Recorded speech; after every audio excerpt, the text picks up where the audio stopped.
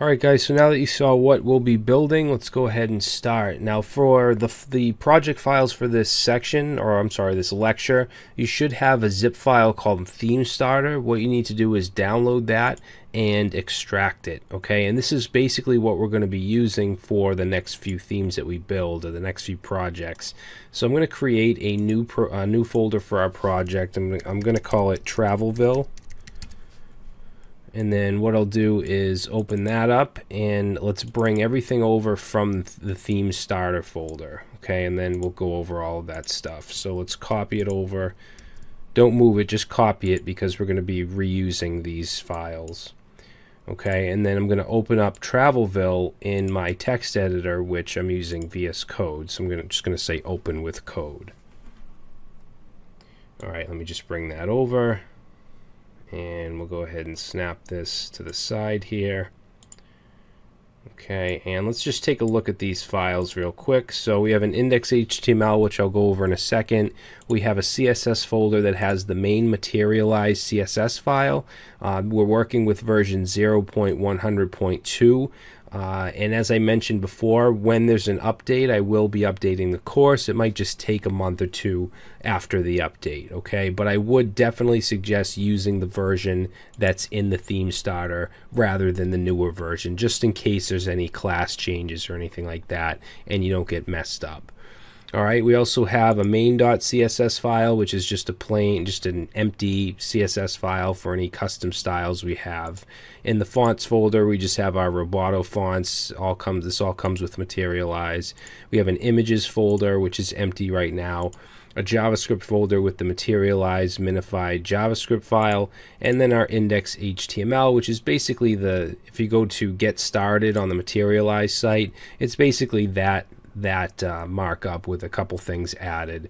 So we have our material icons here, so we can use those. We have the main materialized CSS file linked. We have our main.css file for custom styles.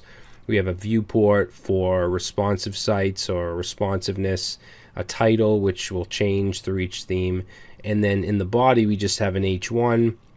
And then at the bottom we have our script tags, which include jQuery, the materialized minified JavaScript, and then just a custom script tag with anything that we want to do in here, such as initialize components, or if we want to do some custom JavaScript or anything like that, or custom jQuery. All right, so that's what we'll be working with, guys. So what we're going to do now, before we start on the body, is I just want to grab Font Awesome real quick. All right, because we want to use Font Awesome for the social icons because they're not available with material icons. So let's see, I just want to make this bigger. We're not going to do exact half and half because I want to have a lot of room here. But let's go to fontawesome.com. And version 5 was just released. The whole website was redone. Now we're using SVG icons. But if we go to get started, and right here you'll see this script tag. This is so we can use the SVG icons with JavaScript. So we're just going to paste that in the head right here. And we should now be able to use those. All right, so we'll save that, close this up.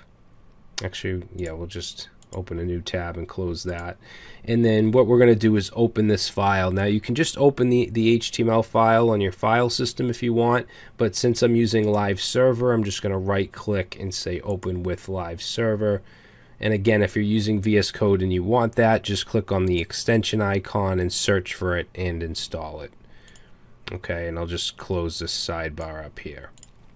So this is what the theme starter looks like. Nothing pretty. It's just a basic boilerplate. So first thing we're going to do is add our nav bar. So let's go over here and let's get rid of this H1. And I want this nav bar to be fixed. And if you remember from the sandbox chapter or lecture, we have to wrap the nav in a div with the class of navbar-fixed. So we're going to do that, and then we'll put our nav bar, which I'm going to give a class of teal because I want it to have a teal background color. Okay, we're also going to put a container so that everything is kind of moved to the middle, and then we need our div with the class of nav wrapper, and inside that we'll have our branding. So it's going to be a link with the class of brand-logo. And for the href, I'm just going to put hash home. And then in here, we'll just say Travelville. Okay, underneath that, we're going to want our collapse button for the side nav. So it'll be another A tag with the class of button dash collapse. And for the href, we'll just put a hash, but this is going to have a special attribute called data activates. Okay, and we're going to set this, you can set this to anything you want. I'm going to say mobile nav. Just make sure that when you actually create the menu for the mobile nav, it has that same ID. And then inside the A tag here, we're going to have an icon. So all of our material icons need to have a class of material icons. And then whatever icon we want, we put in the middle here. And I'm going to use the menu icon. Okay, now underneath this A tag, we're going to put our regular menu links. So it's going to be a UL. I'm going to give it a class of right so that it floats everything to the right. And then I want this to be hidden on anything under a large screen, so medium screens and down. So there's actually a class we can use for that called hide on MED and down, like that. All right, and then we'll put some LIs in here with some A tags. This is going to go to hash home. And the text will say home, and then what I'll do is just copy these down. We're going to have 5 of these, and this one here is going to be for the search. It's going to go to hash search. All right, this one here is going to go to, let's say, popular places, and it's going to go to hash popular. All right, this next one here is going to go to, let's see, it's going to go to hash gallery. This is going to be our little image gallery. And then the last one is going to be for the contact. So that will go to hash contact. All right, now if I save that, we're going to get our nav bar. Now for the side menu, if I were to make this smaller, those links should disappear once we hit medium. This isn't going to work yet for 2 reasons. One, we didn't create the links yet, and one, we didn't initialize it in the JavaScript.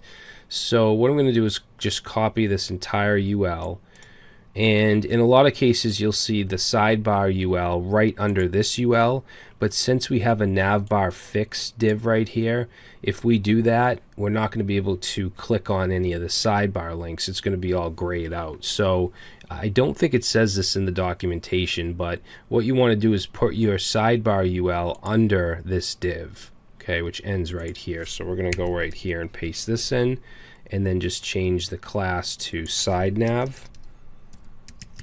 And we're going to add an ID of mobile nav. And the only reason we're using mobile nav as the ID is because that's what we put right here as the data activates. Okay, so it's going to activate the mobile nav, and we're just going to keep the same links. All right, now last thing we need to do is initialize it. So down in the JavaScript here within the document.ready, we're going to just say jQuery for the button collapse, and we want to call .sideNav, like that. So just make sure you save it, and we'll go over and click, and there we go. So now we have our side nav. All right, so I'm going to stop the video here, and in the next one we're going to move on to the slider, the big image slider with the captions. So I will see you in the next video.